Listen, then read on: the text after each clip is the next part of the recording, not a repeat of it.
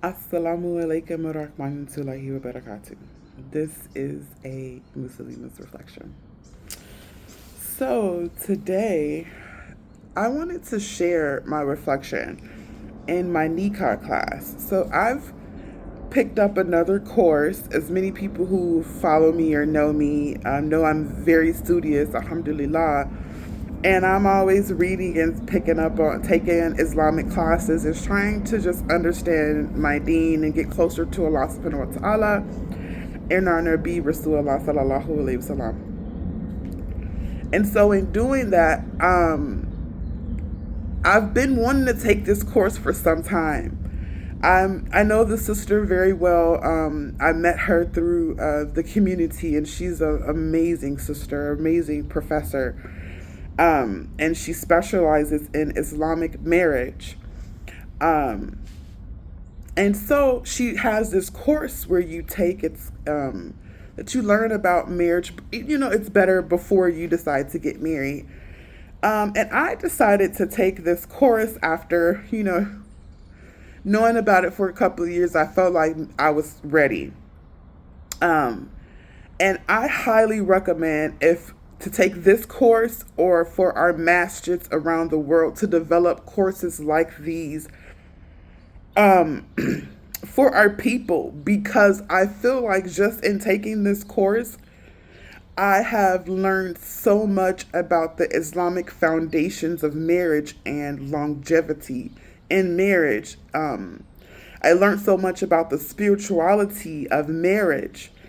And so I'm sharing I'm going to share a brief reflection without divulging what is going on in class, because this class I do recommend one taking the course, or people in their, or imams developing courses like these for people who want to get married, and not making the excuse of, we let's rush to get these people married so they don't commit zina and things of that nature. Because as we know, there's a hadith that says, to fast. If you don't think you can control those type of urges, to fast. And so we have tools to, outside of just rushing to get married, to have halal sex, to be utilized for this process. And patience and perseverance is throughout the Quran. So that is very important, most important, actually.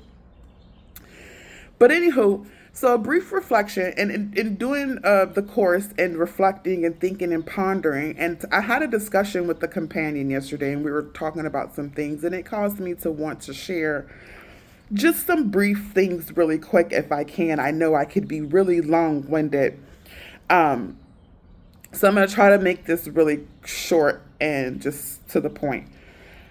uh we're talking about the significance and, like I said, the spirituality.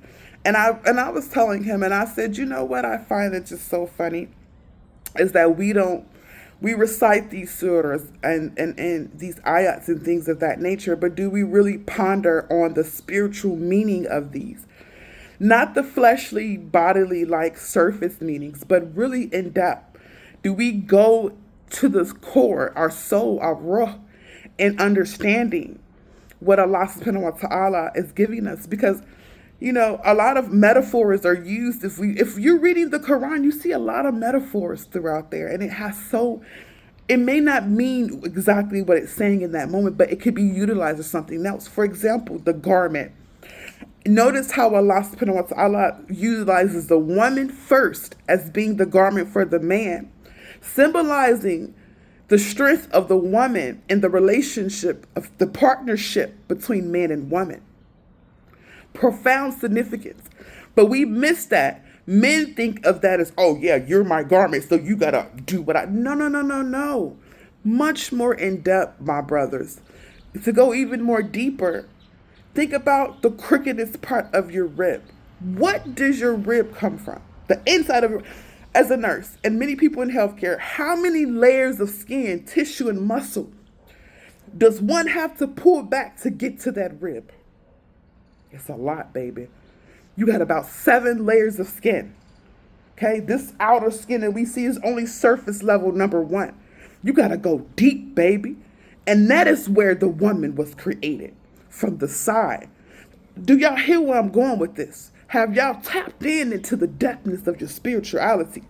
Because when you look at this, we must look at this from a depth perspective, from the soul in which our bodies were given.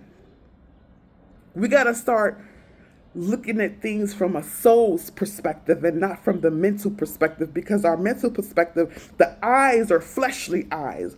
They are not spiritual eyes, but when you connect your soul to your body, you see with spiritual eyes. And I'm going to leave you with that because I can give you so much more. But I feel like what I gave you was depth enough to share a little bit of insight about the course that I'm taking and about the pathway of the connection to marriage and how we can truly appreciate the woman and the man as well and have respect. Because I feel like so many Islamic marriages now are about fulfilling that fleshly desire. We talked about, and that's why a lot of them don't last, because you don't take the time out to get to truly know the depthness of your person's ruh. Before you say, yes, that's my intended, we're going to get married. You care about the material surface dunya aspects of it. But the ruh is what carries you to your akhirah. The ruh is what makes it long lasting. So think about that before you rush into getting married to someone. And most importantly, how is the state of your ruh, the state of your soul? Is your soul prepared to be a wife? Is your soul prepared to be a husband in the way that Allah subhanahu wa ta'ala command? Because the terminology of a garment and the crookedness of a rib is beyond the thought process of the dunya.